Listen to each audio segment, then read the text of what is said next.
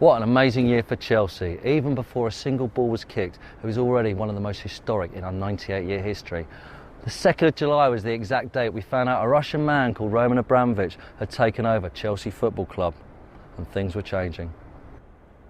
Let's face it, Roman was unheard of in England, but by the end of the season, his passion for Chelsea would make him one of the most famous faces in the land. The marriage between Chelsea and Roman was going to be a special one. We offered him Stamford Bridge, a fantastic stadium. We offered him great players. We offered him Champions League status. We offered him that special Chelsea glamour. And the best fans in the world. What was he going to give us? Money to fulfil our dreams. So everything was now in place to turn Chelsea into one of the world's elite football clubs. The summer spending spree had started, and we had one hell of a season ahead of us. First came one of the biggest recruitment drives ever seen in what was otherwise a depressed football economy. Chelsea ourselves had big loans and a hefty wage bill, leaving us ripe for the takeover. Both before and after that day, there were goodbyes to Graham Lasso, Ed De Hoy, Albert Ferrer, Jody Morris, Kike De Lucas, and most significantly of all, Gianfranco Zola. Possibly the most popular player in Chelsea history had agreed to return to his native Sardinia just days before the new money arrived. When the offer was made to me on the Tuesday morning, really I couldn't really. I was gone too far with the other club, and I couldn't really change anything. The people, they stopped me and they say thank you for everything you've done for this club. Thank you. But I should be me saying thank you to them for what you made me become.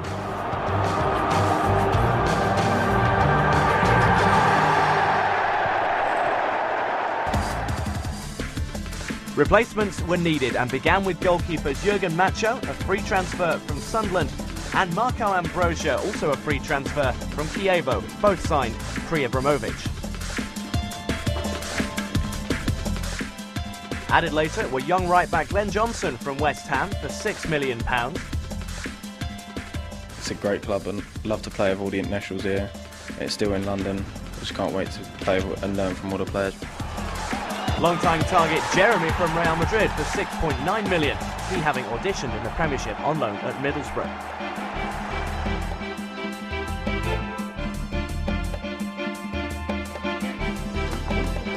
England and Southampton left-back Wayne Bridge for £7 million. It's just a good career move. It's Champions League and I think a club that can go on and win things. So that's the kind of thing that I want to do. So I'm really looking forward to it. And on the same day, for a Chelsea record £17 million paid to Blackburn, Ireland's rising star Damien Duff.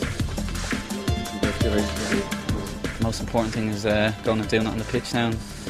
Hopefully I can do that for Chelsea. I can't wait to start. All impressed immediately in a pre-season tournament in Malaysia. Chelsea running out victors over the hosts, Newcastle and Birmingham.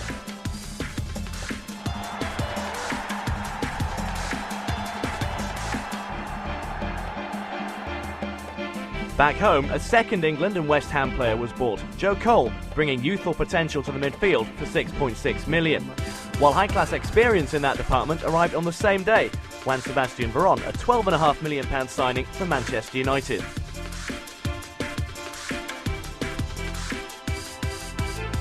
Then, just hours before the season start, we spent abroad for only the second time to bring in Romanian Adrian Mutu from Parma for £15.8 million. After such a hectic summer, with all the new players arriving, all this, the new Chelsea, I think we felt all eyes were on us. Before we joined up, we were signing this player and that player. It was good to see. It was us moving forward as a club, and we signed some fantastic players. So looking forward to getting back. Really, I was. On a dramatic last game of the previous season, Chelsea had beaten Liverpool to 4th spot in the Premiership and the right to play a qualifier for the Champions League. The first leg was to be our first game against Slovakian champion Žilina, with the away leg first. Both new fullbacks started, 18-year-old Glenn Johnson having impressed enough to get the nod over Mario Melchiot. Jeremy anchored midfield while Veron and Duff were out wide. Mikel Forsell was in form, having scored 4 goals in pre-season, but Gallas and Stanic joined Babayaro on the injured list. Žilina were currently bottom of their league. Forsell for Duff, who's continued his run. Good Johnson in the middle!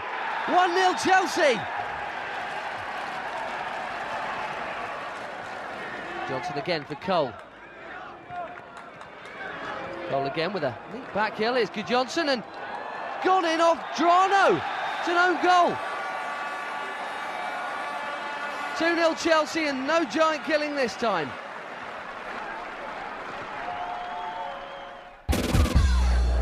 Our first Premiership game would be on our least favourite hunting ground of all, Anfield, where we hadn't recorded a victory of any kind since 1992. Veron started centrally this time in a 5-man midfield, Duff on the right, Gronkjar on the left and Gudjonsson the lone striker. The wingers would soon switch, as later would the striker, with Hasselbank a half-time sub. Carragher steps in. Oh, Heskey. Tees up Murphy. Great stop by Cudicini.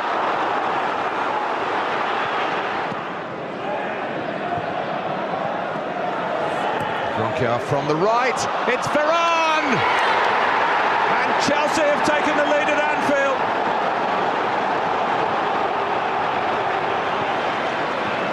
Way off by Heskey. Kuhl. Owen lines it up. Parried away by Cudicini.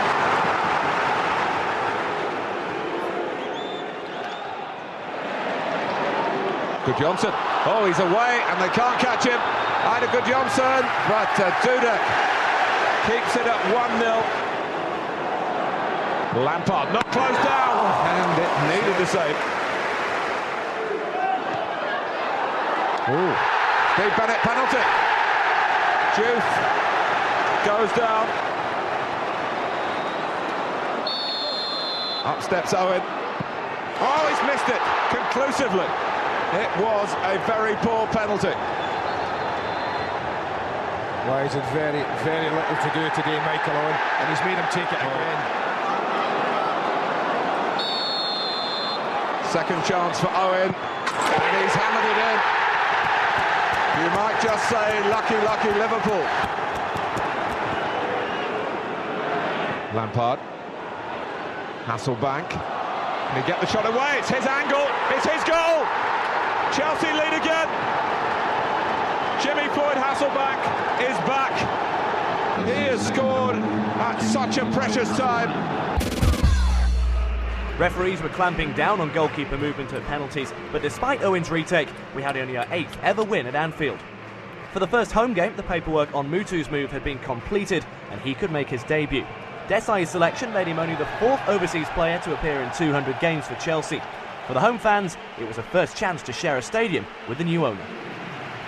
So Veron with the first corner of the game. Oh, nearly a free header and he's in! Chelsea have the lead inside 3 minutes and it may well have been an own goal.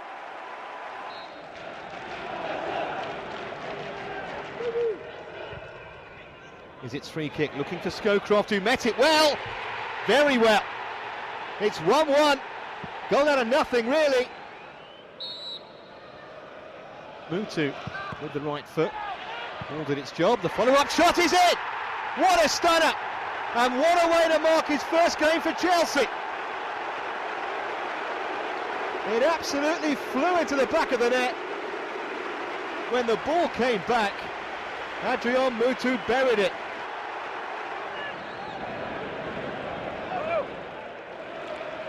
Skimmiker, free kick. If he didn't like the challenge from Jeremy, a red card. It's a straight red card. Gronkjar. Do well to get a crossing from here. Well, that's a really poor challenge from Alan Rodgers. There's no need to do it. It's going to be a card of some description. It's red. Cole. He's tackled from behind. Now Skimmiker has been booked and it's a red card. Well, it's raining red at Stamford Bridge. So it's Gronkjar. Oh, Cole, beautifully done. Joe Cole! Unlucky. What a good goal that would have been. Our first 3-win start for a decade, but the buying wasn't at an end. Russian international midfielder Alexei Smirtin was bought for 3.8 million, though he was immediately loaned to Portsmouth for the season. And then came a massive new signing. His name was Hernan Crespo, star striker of Argentina, and 3 years earlier, the costliest player in the world. He accepted an offer to leave Italian side Inter with 16.8 million heading the other way. So very happy to be Chelsea. No. What finally we can get the kick taken and headed into the back of the net. It's Glenn Johnson's first goal for Chelsea. He won't get many easier ones. Petit again then with the corner. It's in. What an impact! Robert Huth somehow squeezed the header inside the far post and beyond the dive of Risotto. Jeremy. Good Johnson. Back with Jeremy again. This is Hasselbank on the chest, and that is 3-0. Really well taken by Jimmy Floyd Hasselbank. Well, he deserves a goal for the effort he's put in. Hasselbank, you'd think, might be favourite. Huth is there as well, and Babayaro. Oh, what a strike! And the rebound somehow hasn't gone in. And how on earth the assistant official has missed that, Lord alone knows.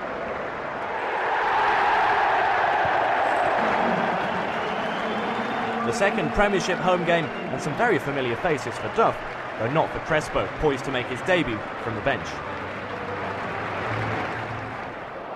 Meanwhile, a mistake from Marcel Desailly, and across into the centre. There's chance here, and what a fantastic goal!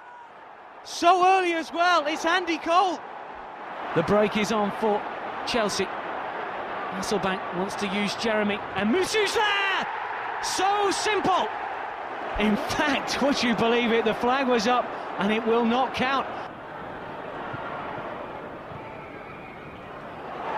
And now maybe the flag has stayed down. It has. This is Musu outside Friedel. Brilliant finish. That will do nicely. And this time it counts. Thompson can strike them. It will be Thompson over the wall. Fine save from Cudicini. David Thompson with great technique. Managed to get the ball up and over the wall and then down again, swerving away from the keeper. That was certainly goal-bound.